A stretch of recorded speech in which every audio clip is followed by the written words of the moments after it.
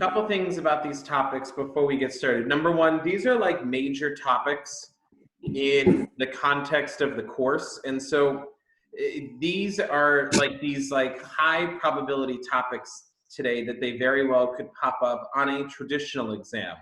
On a DBQ exam where it's just a single question, I have no idea. But if this were a traditional exam, Columbian exchange pops up on the exam every single year in some form, as does the slave trade in some form. So these are like high yield topics today. Now, I have no idea if they're going to pop up this year since there is only one question. We don't know. You know, I know about 2 years ago there was an LEQ about the Columbian exchange, so they have, you know, gone into that well before. They could very well make a DBQ about it. Or they could do a DBQ comparing the Columbian exchange to the Silk Roads or to Indian Ocean trade. I mean, there's a lot that they can pull from here, and they have not done a DBQ on the slave trade, okay, in quite a while. So that is absolutely something that they could pull up and that they could do, because they have not done a slave trade DBQ in quite a long time. Last year's DBQ is the one that you're working on this week for your assignment. It's about Portugal in the Indian Ocean Trading Network. The year before, the DBQ question was about railroad building in Africa. And then the year before that, which was the first year that I taught the class, the year before that, the DBQ, ironically enough, was about the Spanish flu pandemic of 1918. You know, history has a weird way of repeating itself. So I would say slave trade is one of those topics. It's broad enough. There is a decent possibility that could pop up. Now, who the heck knows? All right, I want to share with you, before we get into the actual lesson, I want to share with you a couple of important upcoming dates for the month of May. Okay, this is all about the week of your exam. So these are going to be days that are going to become more important as we get closer to your exam. So if you take a look at the screen right now, this is the week of the exam, okay, which is the week of May 18th. On that Monday, we're not going to have any kind of a lesson that Monday, okay? And also, I should have put this up there too, but the week of May 18th, there's not going to be any assigned work for you to do that week. It's all going to be about prepping for your exam and getting things together, making sure your notes are ready to go. So there won't be assigned work this week, okay? So on that Monday, we're not going to have a lesson. And the reason we're not going to have a lesson is because we're actually going to have an extra lesson that Tuesday. But you have to still play the game. Alejandro, you need to mute your mic, please. We're not going to have a lesson that Monday because I want to do lessons in the 3 days leading up to your actual exam. So we'll do a lesson Tuesday instead at 11 o'clock. Okay, we'll do another lesson, a regular lesson on Wednesday at 11. And then the day of your exam, which is the 21st. Remember that the exam starts at 2 o'clock, okay? At 11 o'clock, I will sign on here. I will do a last minute review, question and answer. Basically, if there's anything that's on your mind that you want me to review in the hours before the test, we will do that at 11.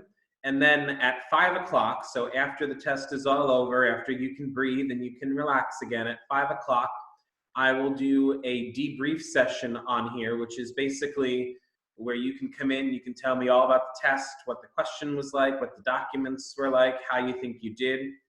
Jan, why are you shaking your head? I thought we weren't allowed to talk about the test. You are not allowed to talk about the test until it's over. Once the test has happened, it is open for discussion. Within 48 hours of the test, I will have all of the questions anyway. So I will know what the test was within 48 hours. But once the test has been taken, especially this year, because it's being taken by the entire world all at once it's out there, it's out there. So at 5 o'clock, we will get together. We will debrief about it. Okay, you can tell me what you thought. I want to hear your thoughts on the exam. Yes, at 5 o'clock, you can spill all of that tea. Obviously, that's an optional session. If even if you just want to come in just to tell me that you knew nothing about the topic and that you think you got a 1, that is certainly your right to tell me that. So that is the exam week schedule. Okay, I'll be posting that a little bit later for you, but that is sort of what we're looking at. All right. Second thing, before we get to the lesson, let me come back to the regular screen now. So before we get to our regular topic for today, if you did not see the post that I put on the Teams page, please make sure that you are checking your College Board email, preferably today, but really over the next day or so. On April the 13th, you received an email from the College Board confirming all of the AP exams that you were taking. You need to just check yes, or yes, I plan to take all these exams. I forget exactly what it says, but you need to confirm all of those exams. Now, if you don't confirm, or if you never got the email, it's okay. You're still registered for the exam. This is just like a check for you. And then it lets me know who has confirmed to take the test. If you didn't get the email, don't worry about it. You are still registered for all of your exams. You'll just have to figure out what the exam schedule is by looking at it and then marking off when you are taking tests. So don't panic if you didn't get the email. What I would say, because a couple people have told me, is one, it's the email address that you registered with the College Board. So whatever one you would use to check your scores. And then a couple students told me that they needed to go look in their junk mail or their clutter or their spam or their wherever, because that's where the message actually was. So if you think you didn't get it, and you want to check, look in that junk mail folder or your spam or whatever, because chances are it might possibly be there, or it might not be. Who knows? But it's okay if you didn't get the email. You are still registered for your exams. It's nothing like that. So don't worry. Okay? All right. So now we can go talk about the Columbian exchange. All right. So let's move on. So we are going to be talking today about the Columbian exchange. You guys can see my screen again, right? I switched back correctly? Okay, good. All right, so Columbian exchange today. First thing, so our learning objective for this topic is probably one of the more straightforward College Board learning objectives, and it's explaining the causes of the Columbian exchange and then its effects on both the Eastern and the Western hemispheres. Now, this is one of these topics that I feel like they first introduce in like the 5th grade, and then every year you just kind of build on it, and you just kind of keep developing a more in-depth knowledge of it. It's definitely a pretty commonly taught topic, okay? And so we know that as empires begin to be built, okay, and begin to sort of spring up, okay, we are seeing what the Columbian exchange is that movement and exchange of animals, plants, and also diseases. But it's important to note that the exchange was two ways, between both the Eastern and the Western hemisphere. So don't forget that, okay? Now, we also know that there are a lot of goods that are brought by the Europeans to the Americas, okay? So a lot of these foods come from Europe, but there's also foods that are brought to North and South America by the slave population, okay? So don't forget that. Things like rice are coming to North and South America out of Africa. They're not coming from Europe. They are coming from Africa. Remember that rice comes from China, okay? The Chinese traded it with the Africans along the Indian Ocean trade routes with the Muslims. And then when the Africans became enslaved, they brought it to North and South America with them. So it's kind of like a three-pronged movement of rice there. Okra is another food product, very popular in the southern part of the United States, that also came out of Africa, okay? And then, of course, the animals like pigs and cattle, okay, and then horses, obviously. Horses are not native to North and South America, okay? They come from the Old World. Okay, so also important to note that even though the exchange was mostly negative, okay, mostly negative for the people that lived in North and South America, there were a couple of benefits for Africa. And the main benefit is that there was an increased diversity in the crops. So some of the crops that were exchanged, some of the food products that were exchanged led to more diversity within Africa, and that in turn helped their diets rather significantly. Okay, because they were able to have a more nutritionally balanced diet because of these additional foods that were coming in. Okay, and yes, one of the things that you need to realize about the Columbian exchange, right, is that without the Columbian exchange, of course, there would not be pizza. Okay, so keep that in mind. Now, here's the sort of really important piece about the Columbian exchange. Okay, because North and South America were so completely isolated from Europe, Asia, and Africa. Okay, most of the people that lived in the Old World, okay, most of the people that lived in the Old World were never exposed to the diseases that the Afro-Eurasian world had been familiar with for quite some time. And as a result, they had developed certain immunity levels to these diseases. So things like smallpox, the measles, the flu, malaria, yellow fever, all of those are old world diseases that the people that lived in the New World had never been exposed to before, and thus did not have any kind of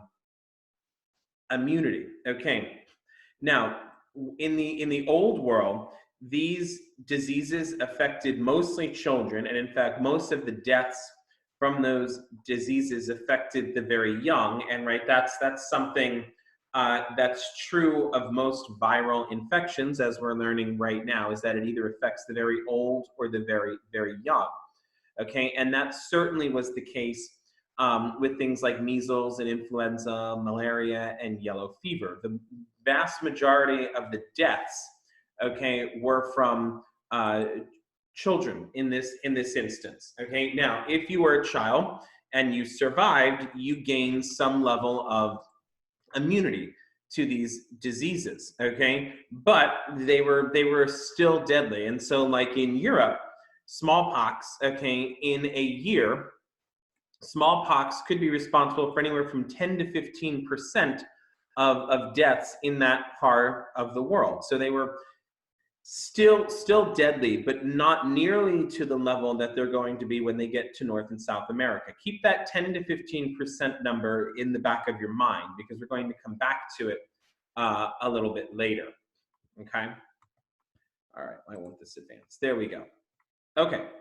So how do the diseases spread? Well, these European diseases, first of which, and the most prominent of which, is going to be smallpox, okay, starts to destroy the Aztecs around the year 1519. Now, that year 1519 is no coincidence.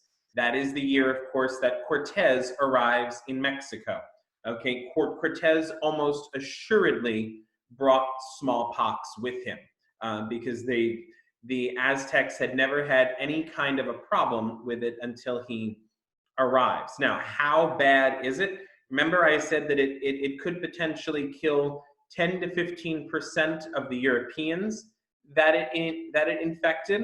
Okay, well, in Mexico, it's much worse. With the Aztecs, they originally had a population of about 17 million.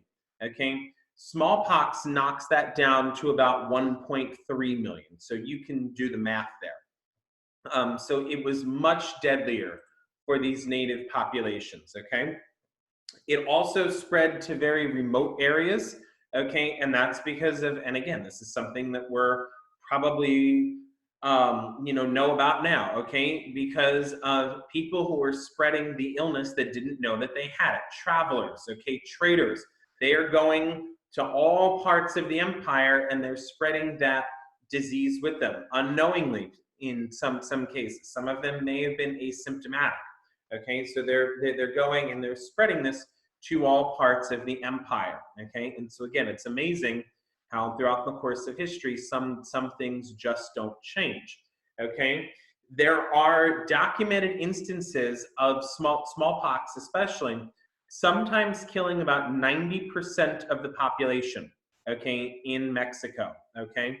That is a very large number, okay? I mean, that decimates populations. And again, it's not only smallpox, but smallpox is certainly the largest of these killers that the Europeans bring with them. And also, please don't, forget too, there were a lot of African diseases that were brought over too. Malaria being one of them, okay? These are diseases that were brought over by the European colonists, as well as inadvertently, of course, by the slave traders. And it takes them a good century and a half to kind of fully recover from this, okay? The numbers, populations don't begin growing until the end of the 17th century, which remember is the end of the 1600s. So it takes a long time for these numbers to get back to where they once were, okay? I mean, this graph, right, kind of says it all. Okay, so you can see what the population was in 1519. Remember, this is the year before Cortez arrives. Cortez gets there in 1519. So we're at about 25 million. Okay, and then you can see how steep that downward curve is before it, kind of declines at a lesser rate beginning in 1548. So you have a very sharp drop, and then it sort of falls at a slightly lower rate before bottoming out, okay, in 1593. Now in 1593, around about 1600 or so, you'll start to see the numbers slowly creep back up. But like I said, it's not till the end of the next century where you're going to see that population get back up around 25 million, okay? Now, what does this lead to? The fact that 90% of the population dies? Well, obviously it leads to a great labor shortage, right? They can no longer enslave the Native Americans because they're all dead, okay? And so they need to develop and need to find another labor source, and that moves them both towards the indentured servant system on a small scale, and then of course on a much larger scale to bringing over African slaves, as we've talked about, okay? And the results of all these different people coming over, you have the Europeans, you have the Africans, combine that with the indigenous people, creates entirely new ethnic groups of people, entirely new societies, which we've talked about, right? Like the mestizos, like the peninsulares, okay? These are all new social groups that come to North America and South America as well. And they also replaced these sort of extremely indigenous groups that had existed before. So we know as time goes on that we're not seeing the purebred Europeans anymore. We're not seeing the purebred Native Americans. And instead, what we're seeing are these mixed families like the ones in the painting on the right-hand side, okay? Like the mestizos, okay? Where you have these new societal groups coming, okay? Okay, so disease certainly is a big part of it, and in fact is the most destructive part, disease and slavery, which we'll get into in more in depth later. But plants and animals are also a major piece or a major function of the Columbian exchange, okay? And it completely transforms the landscape here. If you recall the book that I had you read, or the excerpt from the book that I had you read by Alfred Crosby way back when, okay, one of the things that he argues in that book is that the Columbian exchange provided one of the single greatest biological changes to the environment that we have ever seen. Okay, now how is that, or why is that so? Because you are introducing all these new species, both of plants and of animals, that transform the landscape. Okay, number one, bringing over certain groups of animals like this makes ranching very, very possible. Okay, you need those kind of animals to do any. Oops, you need those kind of animals to do any kind of ranching. Okay, we're also seeing a larger population. Okay, we're seeing much more varied foods, okay, available for human consumption. Okay, we're seeing people are eating a lot more because their diets are becoming a lot more varied. So the amount of food that they're taking in increases. Okay, we're seeing a lot of these animals that are coming over. They are destroying the land because these cows and these horses and things that get brought over, they're grazers. That's what they do, and so they start destroying by eating all of the natural vegetation. Now, the sort of other end of that stick, or the upside to that, is that obviously they are supplying a great deal of meat. Okay, obviously they are supplying milk. Okay, in terms of the cows, wool when we're talking about sheep. So there are benefits to bringing them over as well. But again, the downside is that it really destroys the natural environment because of all of the grazing that they do. Okay, of these different animals, I would say obviously horses are the most important because of the way that they could be trained, could be domesticated. It also horses were the fastest means at the time of land-based travel. When we're talking about a society where there aren't roads and things, okay, traveling via horseback obviously is the fastest way.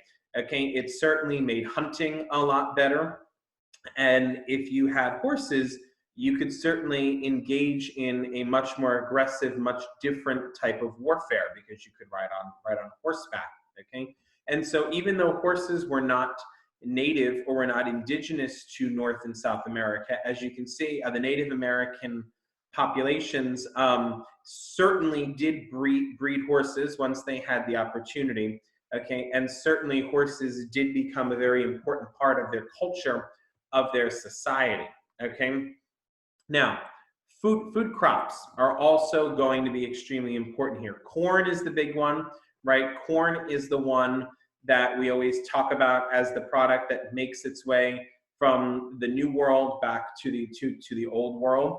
Okay, corn is a distinctly American product.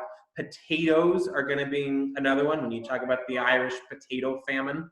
Okay, so those are the biggies. Okay, corn and potatoes. Okay, cassava to a lesser extent, but corn and potatoes are the two biggies.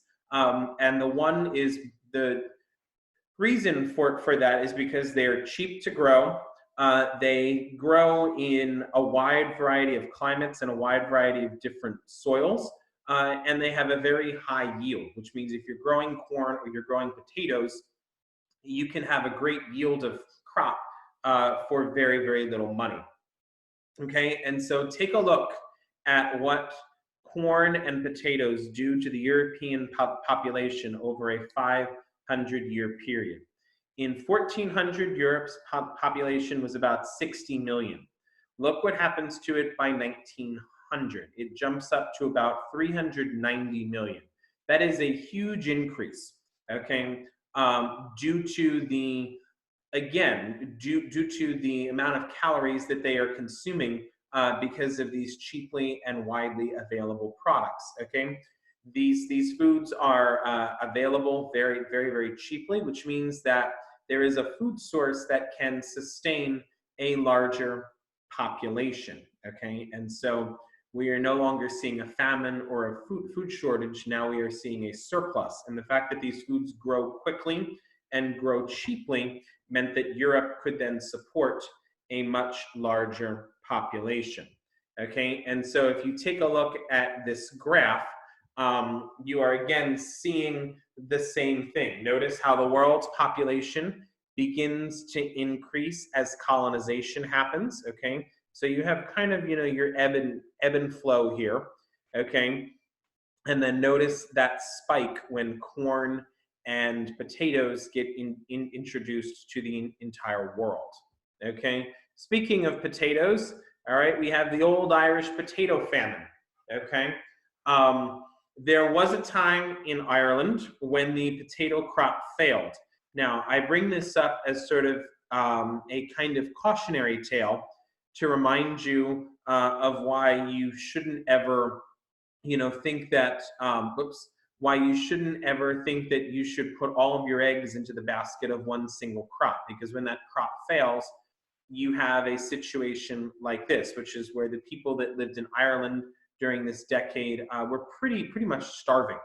Okay, the potato crop failed, and these people didn't know what to do. They didn't know what to eat. They didn't know how to feed themselves because potatoes were such a major part of their diet. And so if you look at the map to the left there, you will see how badly the population fell in the vast majority of Ireland. Okay, the darker the color gets, the more the population fell. So those real dark red burgundy areas are where the population fell over 30% as a result of the famine. Okay, and then you can see that it goes down. There are two counties within Ireland, or two parts there, where the population actually grew, but three, excuse me, but the vast majority of that country, it fell dramatically. Now, even as far east as Asia, okay, even as far east as Asia, the effects of the Columbian exchange are being felt, okay? And so think about the Qing dynasty for a minute, okay? They have been producing high yield products like rice and wheat for quite a while, okay? And so now that there's this new region to sell, they are more than happy and more than willing to jump on board and continue selling those products to the Western hemisphere, okay? But they're also bringing in food from the Western hemisphere. And so maize or corn is a big one that comes in. Sweet potatoes, okay? Peanuts. These are all crops that are going to grow very well in Asia, okay? And just like within Europe, because we have all this new food that can grow quickly and cheaply, you are seeing a pretty marked increase in the Asian population as a result of this, okay? So much so that the population is actually going to grow at a faster rate than the food supply is. Now, that usually leads to a famine. Fortunately for Asia, this was happening at a slow enough rate that this was not evident until around 1750 or so. So they were kind of safe, okay, until about 1750. You are also seeing an increase of wealth there because of the silver trade, like we've talked about, okay? And then you have products, not just food, products that are getting sent to the New World as well. And it's the same ones that we've talked about a million times. Silk, porcelain, tea, spices, okay? Nothing terribly surprising. And so again, you can see in this map here, starting with the Qing dynasty, you can see as a result of the introduction of these crops, how their population skyrockets as well, okay? And so what we have now, okay, what we have now as a result of the Columbian exchange is something completely new, okay? So this is sort of one of our big changes, okay? We now have 4 continents in the Atlantic world, really 5 if you include Africa, that are engaging completely in, for the first time, a system of global trade, okay? Because now you have the old world trading with the new world, okay? And you have these 2 worlds joined together, creating a single trading network that does involve the entire world. And that's an important shift. That's a very important change as a result of the Columbian exchange. Now, of course, as we know now, the long-term benefits of this were very unequally distributed, and we know that most of the benefits come to the Western Europeans, Okay, so the natives and the indigenous peoples certainly do not benefit the way that the Europeans did. Okay, we know that we have a new way of thinking. Okay, this brings on, is certainly one of the contributing factors of the scientific revolution. A lot of these ideas that come from the old world get brought back to Europe and help spur the scientific revolution. Because the colonies are so wealthy, the colonies provide Europe with a lot of money, okay? And here's a great way to connect different periods if you're looking maybe to earn complexity points on an essay, okay? You can talk about how the wealth that these colonies made as a result of the Columbian Exchange laid the groundwork or provided the foundation for Europe's Industrial Revolution, which was still a couple of centuries away. But the money that they were making now provided Europe with the capital later on to invest in factories and to invest in the Industrial Revolution. Okay. Additionally, and kind of obviously, it provided people with a place to live. Okay. The European population, as we said, was growing rapidly. They needed somewhere to send these people. The colonies were a place where they could go. Okay. It also shifts the balance of power. Okay. Previously, you had a lot of Western European civilizations that were kind of on the fringes. They're going to begin moving towards the forefront, like the Dutch being a prime example of that. Okay? All right. And so we know that of all the different products and all the different colonies that are set up, the largest, the most profitable, at least initially, are the sugar colonies. Okay, we know that sugar cane is the biggest product and is the most labor intensive. Okay, and we are seeing sugar colonies set up in what is now modern day Brazil. Okay, and then all throughout the Caribbean. Okay, sugar was absolutely a product that was in great demand within Europe for a variety of different reasons, not just as a sweetener, but as you can see, there were other reasons there as well. Sugar was not really grown within Europe, okay? It was something that the Europeans had to import, which means that for these colonies, sugar was being exported almost exclusively. It was not being imported. Okay, it was being exported back to Europe. Okay, and for a good century or so, it is the Portuguese who are the world's primary producers of sugar, thanks to their colony in South America, thanks to Brazil. Okay, they are for around this time, and this is kind of what the DBQ insinuates a little bit. Portugal was kind of, was not kind of, they were the wealthiest country in the world at the time. And they probably may also have been the most powerful because of their control of the sugar trade. Okay, now that's not to say that other European countries did not have sugar colonies, because they did. Okay, and they made a great deal of money. The British had them, the French had them, the Dutch had them as well. But they were all basing their colonies on the model that the Portuguese set up within Brazil. So you have the Portuguese over in Brazil, and then you have everybody else on these Caribbean islands, on places like Barbados. Okay. So to wrap up the Columbian Exchange, okay, these are some of the effects, okay, that the Columbian Exchange had on the old world, on the Eastern Hemisphere. Okay, we know that it increased the population there. We know that it divided the population up more into classes. We know that it specialized labor. Okay, we know all of those different things. We don't need to go over them one by one. So that's it for the Columbian Exchange. We're going to jump into the slave trade in just a second.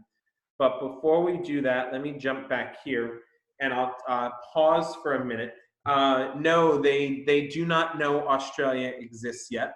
Okay, we'll get to that in the next century. Okay, but no, they are not aware Australia existed yet. Are there any other questions about the Columbian Exchange before I jump into the slave trade for the last 20 minutes or so? No? All right, so let's get to the slave trade. Okay. All right, so talking about the Atlantic slave trade, whoops, there we go. Okay, so talking now about the Atlantic slave trade, here is the College Board learning objective for this one, which is to explain changes and continuities in systems of slavery. Okay, so that's what we're looking at. Our big development here, as I just mentioned to you, is the movement towards and the growth of the plantation economy. Starts with the sugar cane plantations and will eventually move to cotton, okay, will eventually move to tobacco and other products. But the one that you're going to see first, okay, the first big one is going to be the sugar trade, okay? All right. So the Atlantic slave trade is far and away the biggest of the factors that ties the world together during this era. So if you're having to talk about what was it that really links the world into a global network during this era, none had more profound consequences than the Atlantic slave trade. Okay, it was an extremely cruel system, as we know.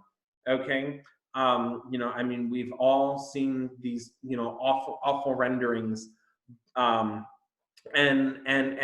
so it's not by any means a good thing, but it is the single biggest factor that links the world together in this new global network. Now, slavery did not originate with the Columbian exchange. That's a very common misconception that I think we need to very quickly address. Slavery did not originate here. Okay, it had been around as far back as we can tell, for as many civilizations as we know existed.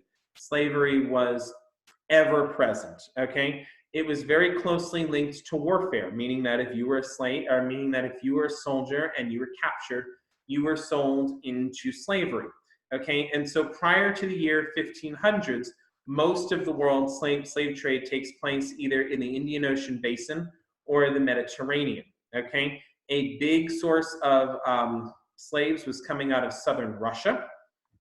Okay, and then of course we have slave trades across Africa, the trans-Saharan trade. Okay, that's going to funnel a lot of people into the Middle East and funnel a lot of these slaves into the Indian Ocean area. Okay, and so what you're going to see is a lot of this early slave trade being controlled by the Arabs.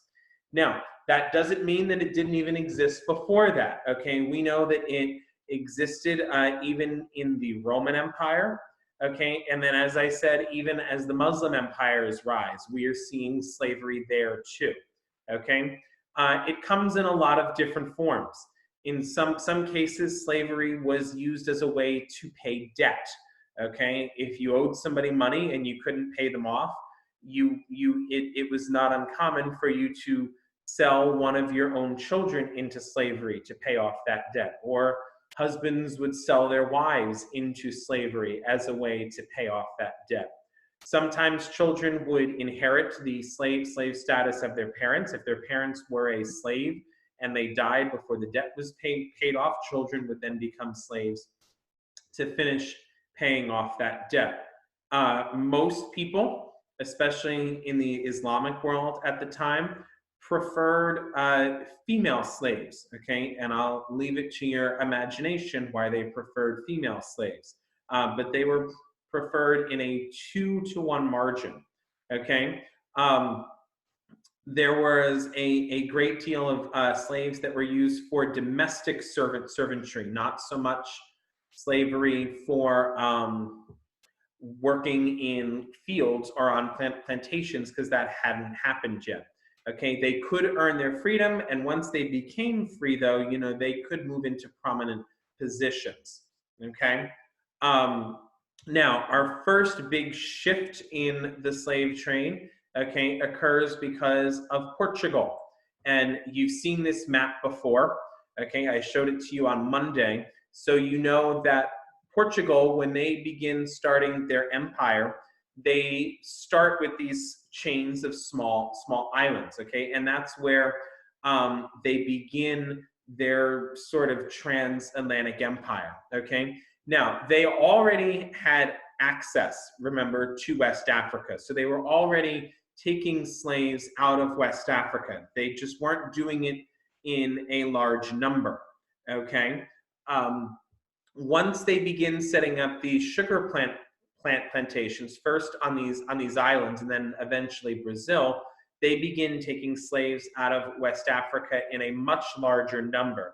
And they do so with papal permission. The Pope gave them permission to enslave any people that that they thought were non-Christian. So that gave them sort of permission to do that, okay? So why did they choose to take slaves out of Africa? Okay, what was the reason? Why did Europeans take slaves out of Africa and not out of Asia or out of Eastern Europe? One of the main reasons, okay, in fact, the biggest reason is that they couldn't get to Eastern Europe. They couldn't get to Russia to take those people because they couldn't get past the Ottomans. Remember, if you look at the map, okay, there was all of the Western European nations, then there was the Ottoman Empire, then it was Eastern Europe after that. And so the Europeans could not compete with the Ottomans militarily, so they couldn't get past them. They were not strong enough, okay?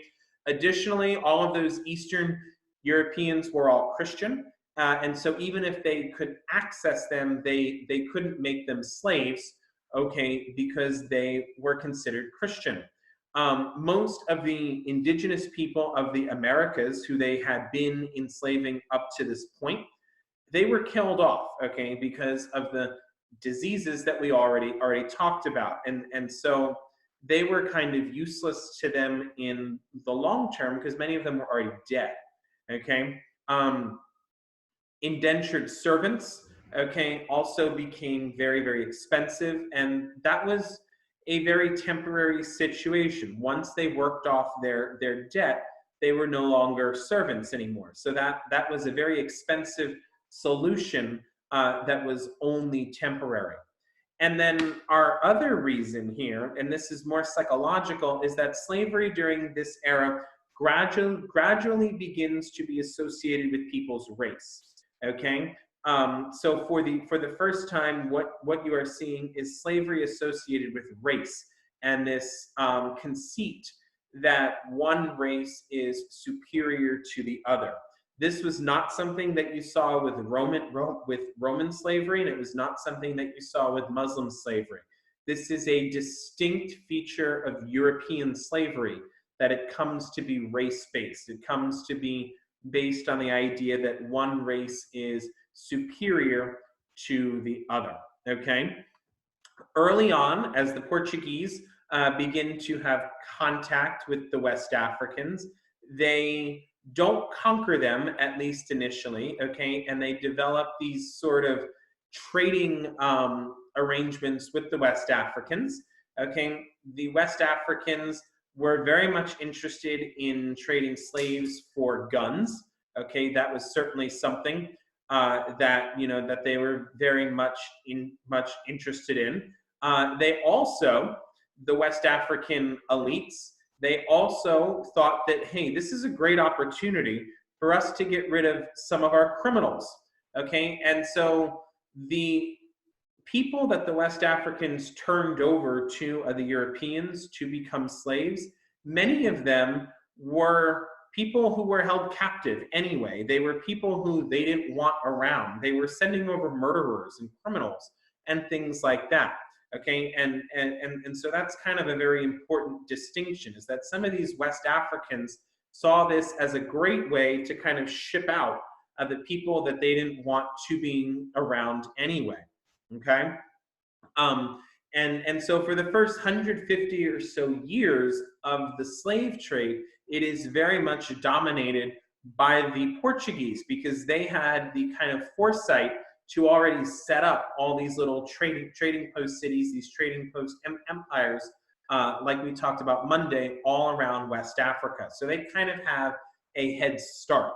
Okay, and that's why so many of these slaves, the vast majority of them, in fact, are taken to Brazil, which we know is a Portuguese colony. Okay, and so they are the main beneficiaries. Now, obviously, demand, of course, drives the supply. Okay, and so the more Europeans there are colonizing as we move into the era of colonization, the more need for more slaves there are. What that means is that the African sellers, the traders that they were working with, could begin to demand additional payment. And so in addition to guns, now they're wanting access to other products like these textiles, like metal, okay, etc.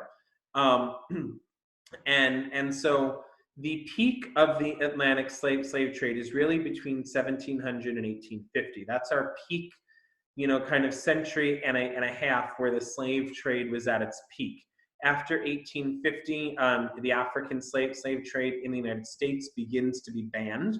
Okay, and by 1861, America is fighting a war over slavery, and by 1863, halfway through that war, slavery becomes illegal.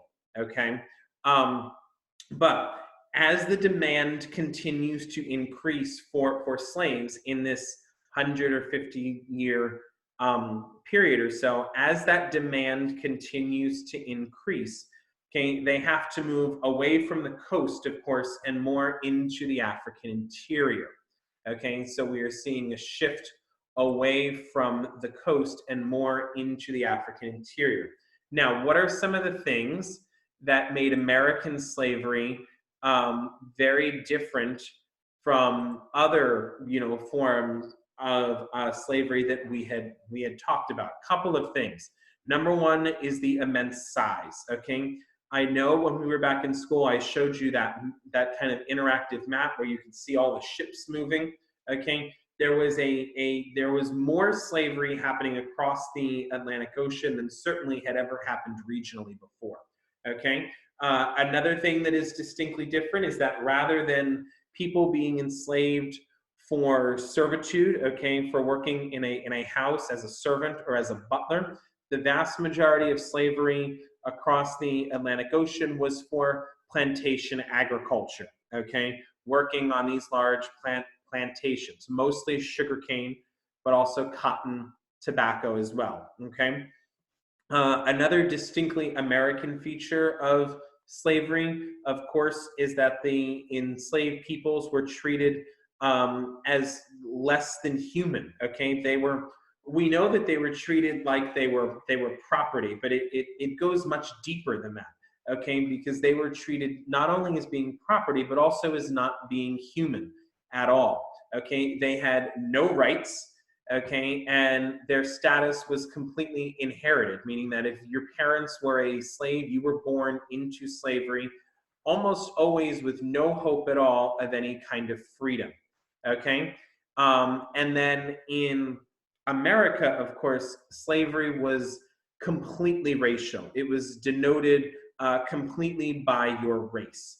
Okay, and so there was a distinct, what that means is that there was a distinct idea of one group being superior to the other because of their race. So these are all very uniquely American ideas about slavery.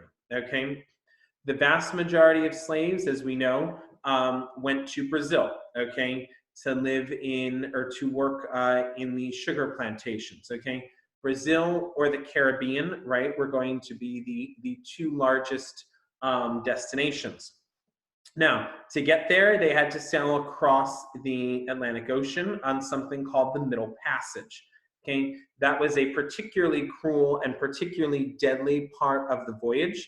There was about a 14% mortality rate, meaning about 14% of the people that started off on that voyage didn't make it to where they were going. Okay, and that was because of how they traveled. Okay, they were packed tightly together for anywhere from 4 to 10 weeks. Okay, and they were mostly packed together like that because the more slaves that you could fit on board these ships, obviously the more money that you could make. Remember, this was all about profit to these people, okay? They kept groups of slaves chained together so that the slaves would not just try to jump overboard, okay? Because that was a constant problem. A lot of these slaves felt that death was a better option than being sold into slavery. And the people that did jump, they had these kind of special nets that they could try to use to catch them, okay? Obviously, it didn't always work, okay? Once they began sailing, they tried to keep the men below deck as much as they could, and that was done to prevent them from getting any ideas about trying to rebel or trying to fight back. Disease was very, very rampant. They didn't eat well. That killed a lot of people. Dysentery killed a lot of people. A lot of slaves simply refused to eat. And then on these ships, occasionally there would be like an execution, which was done in front of all of the slaves, just to prove to them, like, if you act up, this is what's going to happen to you. So it was done as a way to kind of set an example. Now, if you look at this chart, you can see the increase in slaves that are imported or taken out of Africa. And so you can see that we reach our peak in the period 1776 to 1800, and it's no mistake that that is the early years of the American Republic. Okay, that's right after the United States gains its independence. And then you can see as we move towards the Civil War, look at that sharp drop off. That's when the slave trade gets banned. Okay, and that's why it drops off so precipitously. Okay, and then by 1866, of course, slavery is illegal.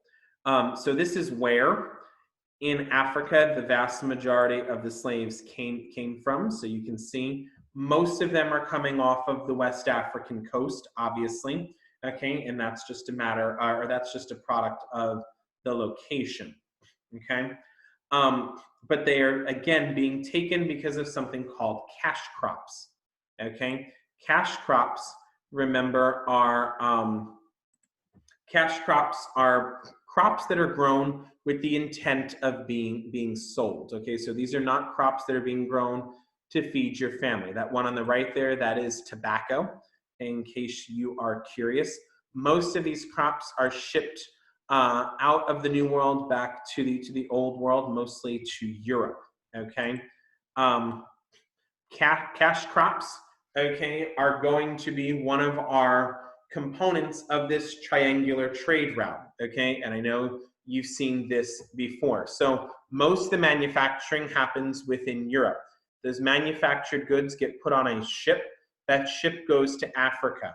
Okay, some of those goods are traded with the Africans in exchange for slaves, but the vast majority of those goods stay on board these ships. The slaves get picked up within Africa. They then go to North America. The North Americans take the slaves, take the manufactured goods, and they ship the raw material, like the sugarcane, goes back into Europe. Those raw materials are then made into manufactured goods, and then this whole triangle, of course, repeats itself. Now, I've mentioned many times that it is the sugar plant plantations, which are the main destinations. 80% of the enslaved Africans ended up on a sugar plant plantation, either in Brazil or in the Caribbean. Okay, and it is the Portuguese who are dominating the sugar trade and dominating the market for sugar. Okay, and so the sugar is grown and then shipped back for a mass market. So this sugar was grown in such a large number that it was designed for mass market consumption. Okay, so as we wrap this up today, what are some of our effects of the slave trade? Okay, well, it occurs almost in a 400-year period. Okay, about 12.5 million people are taken out of Africa from their homeland. That's a large number. Okay, about 1.8 million of them die on the Middle Passage. Okay, African society is very much disrupted. It's very much broken up, okay, to the point where, for example, the gender balance gets very much destroyed because the majority of the people that were taken out of Africa were male, okay? We are introducing a new culture to North and South America. That would be the African culture, okay? And so now we have these three distinct groups that are living and mixing in North and South America. Okay, obviously you've got other Europeans, you've got other Native American people, but now you're adding the African groups into that. Okay, this is very much a diaspora, which is a spread of people. Okay, and so this results very much in a changing race for the American society. What does that mean? Well, it means that Americans can no longer claim to be pure Europeans because now we have this large contingent of Africans living there. Okay, and this diaspora again continues to exist even today. Okay, and certainly another effect would be that the profits from the slave trade make the Europeans and these colonies very rich, but do nothing for the people that were taken, obviously. Okay, and so we are seeing, as we've met, and I've showed you this before, right? We are seeing a new colonial society, a new social structure that is built, okay, with the African slaves at the bottom, but then you can see these new groups of people, like I mentioned before, the mestizos and the mulattoes and the creoles, okay? These are new ethnic groups that come from this new system, come from this new arrangement, okay? What does this do to Africa, okay? As I already mentioned, there is an imbalance of males to females, okay, because so many of the men were taken, so much so that men often have to marry multiple women simply as a means of keeping the population, okay, going.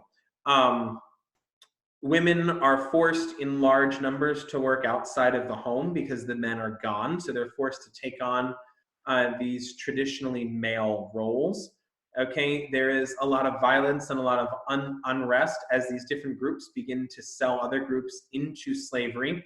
Okay, certain products do come to Africa, okay, but it doesn't really help Africa's economy much.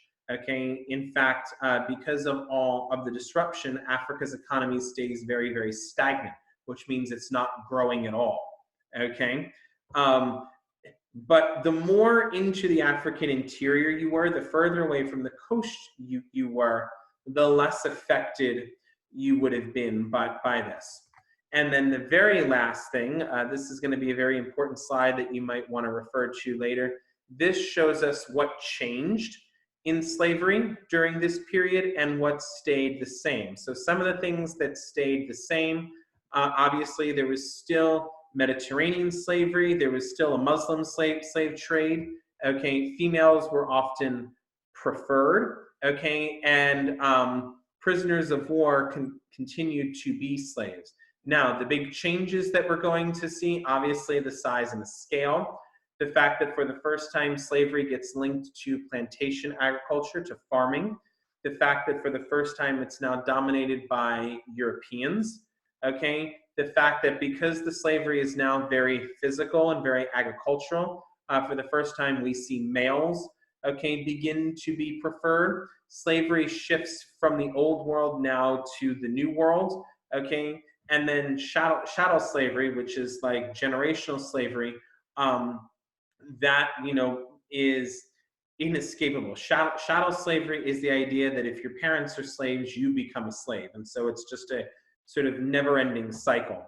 And then perhaps the biggest and longest lasting change that we see is the idea that for the first time, slavery gets linked to race. And so you have the idea that one race is superior to the other, and that is why that one group is enslaved. Okay, so that brings us to the end. So do we have any questions at this point in time? No? No questions at all? Okay. All right, then I will post this video. I will post the PowerPoints this afternoon. I will get that up for you.